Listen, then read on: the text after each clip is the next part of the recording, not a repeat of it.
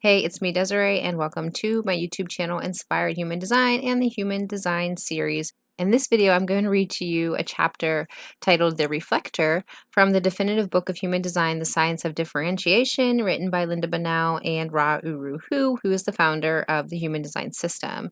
And this is the book that I recommend on inspiredhumandesign.com. That is the blog. I have some wonderful articles there about the centers. There's some explanation about the gates, and also just some overview and basic information to help you if you just found out your reflector, or if you're a little bit new to human design, or if you just want to learn a little bit more about human design. Now, so without further ado, let's get into it. The reflector. The reflector type. Reflector body graphs are easy to identify because all 9 centers remain white. Instead of a fixed definition, reflectors have gate activations. These gates form a channel when connected to a harmonic gate courtesy of other persons' auras or the transiting celestial bodies. The unusual way reflectors process and experience energy is quite different from that of any other type. This means that reflectors live by a different set of rules. They are truly extraordinary in many ways and make up approximately 1% of the population. Overview. Reflectors stand alone. They are totally unique in their perspective, quietly unobtrusive in their auric presence, and extraordinary in their role. They are born with a special attunement to the cosmic environment and to the impact of the neutrino field on human beings. Like a canary in a coal mine, they sample, reflect, and judge the quality of the environment on any given day. Reflectors can be so attuned to the transit program that they can also measure others' attunement to it. They sense who is living authentically or who has been conditioned by the transit field and become a victim of it. The more people allow their lives to be conditioned by the transits, the further away they are fulfilling their unique potential. Reflectors can tell who is ready to become their own authority. They sense or feel the physical, psychic, or emotional health of an environment, community, or group, and they are here to judge what is working correctly or not. As people become awake and aware, reflectors are there, ready to objectively share or reflect what they have sampled. This process is how the reflector moves to the center and becomes visible. Reflectors are here to enliven and uplift the energy of others. In a rather extraordinary way, reflectors can amplify and reflect or mirror other people's energy back to them. It is a unique aptitude which facilitates an experience of heightened awareness in terms of what they see in the other, yet in a non-judgmental way. The unimposing, non-intrusive nature of the auric presence also makes reflectors particularly effective facilitators of group process. All of this remains only a potential for reflectors. However, until they are able to operate as themselves rather than an amplified version of the homogenized world around them. Many of the characteristics that differentiate reflectors today resonate from a time when our earliest human ancestors lived in harmony with the cosmos, in flow with nature, and in community with each other. Over the eons, their ways of striving within the natural flow were systematically replaced by the aggressive, strategic ways of evolving mental awareness. Once mental superiority was in place, hierarchies arose based on dominance, and unimposing, gentle reflectors were not among them. A new natural hierarchy is beginning to emerge, however, in which reflectors will play an exquisite role as they stand for ultimate justice. With their quiet, unobtrusive aura, they will fear their rightful place as the center of the type hierarchy by reflecting back into the world the not-self injustices they see humanity perpetuating on itself. They are here to prod humanity toward a cooperative, just, peaceful, and equitable global community in preparation for those born after 2027 with spirit awareness.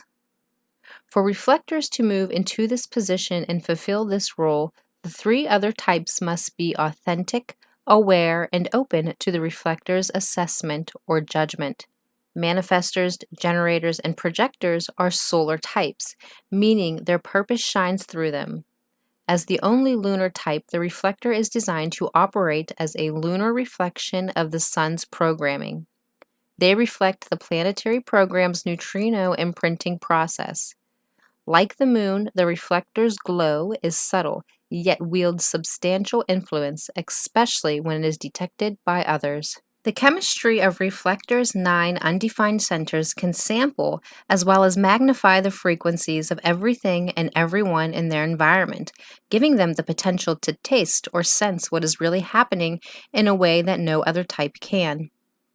The unique potential of their openness is to reflect everything around them with perfect equanimity, which makes their openness an exceptional window to wisdom. Even with all 9 centers open, however, reflectors are not more vulnerable to conditioning than any other type. Reflectors are, in fact, the most resilient of the 4 types, protected by an aura that is described as resistant in sampling. This unusual aura allows them to appraise or read transient auras without taking in the frequencies too deeply. It is a gift that specially equips them to discern if and when a person is ready to step out and express their uniqueness, rather than remain absorbed in the homogenized world of the not self. When reflectors know their design clearly and avoid yielding to the pressures of society to conform, their auras will protect them from identifying with anything that they take in through their openness. They can become wise about the process and simply remain wide open to what is passing through them. Detecting a blip or something that is unusual or out of line around them is an aspect of their gift. With their potential to easily connect to a celestial body in an ongoing and profound way, particularly the moon, they can have a mystical life that most of us cannot know. In many respects, they are our key to understanding and participating in global consciousness, as their extraordinary openness is continually filtering the conscious field. They are actually here to sample and be one with the totality. Reflectors are not necessarily interested in studying themselves. They are not overly interested in their impact on others either. Every day is different for a reflector, so the questions uppermost in their mind are, who am I today, and will I be surprised, included, or invisible? If they live as themselves, theirs is truly a carefree and joy-filled nature designed to live in the world of the moment. The real magic of reflectors is expressed best in the newest freshness and surprise that they experience every day, and their sense that there is always something more, always something else.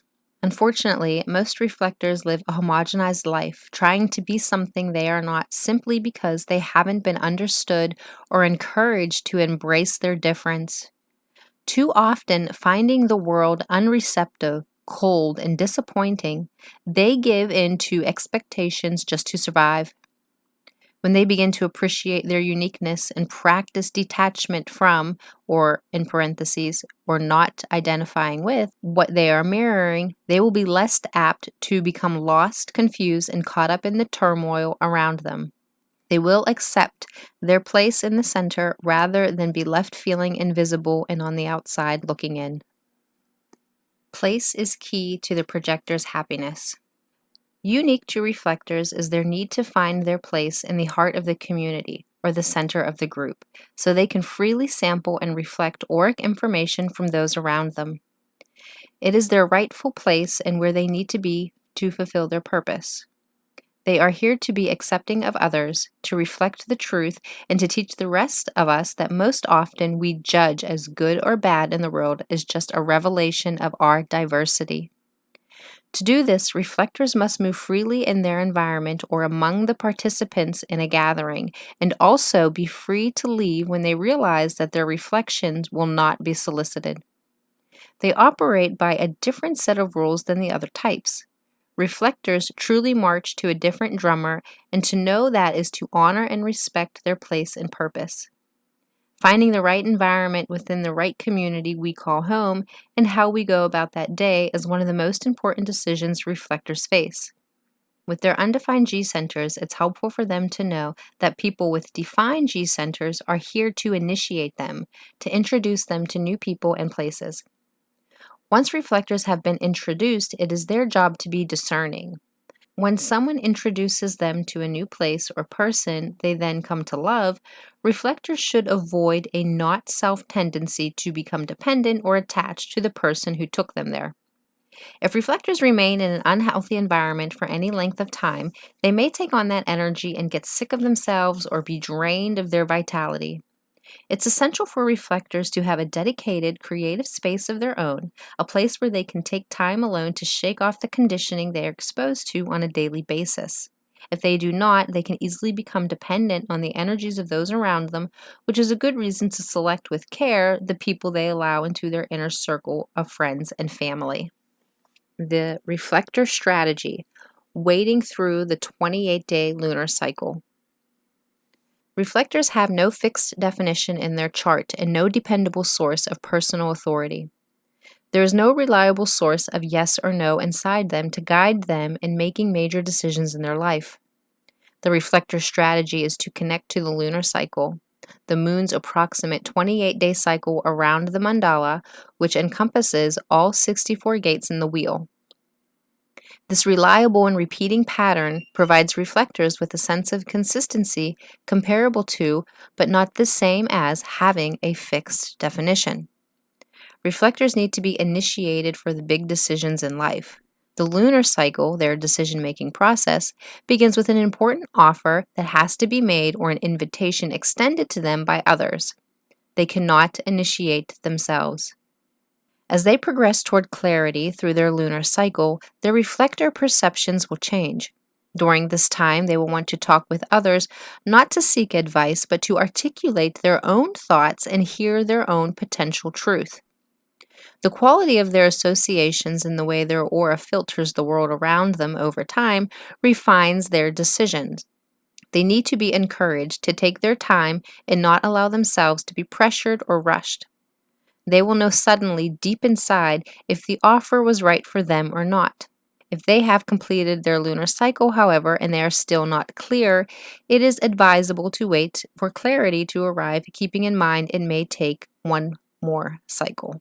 Although this lunar basis for decision-making is unique to reflectors, all types can benefit from understanding the moon's repeating but transitory influence on their lives. Following the way the lunar cycle connects to your own chart is a fascinating process. Reflector Relationships. The extreme openness of reflectors can put them in the mercy of their partner's definition, making it easy for an element of narcissism to enter the relationship.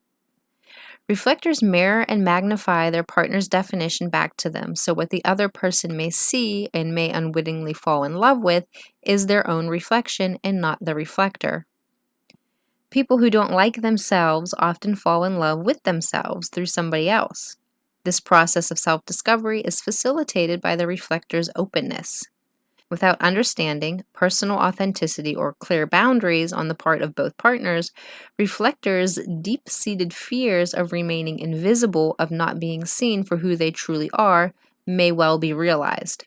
When reflectors are constantly rushed into decisions or are not secure in their decision-making process, they run the risk of becoming dependent on those who have a reliable personal authority.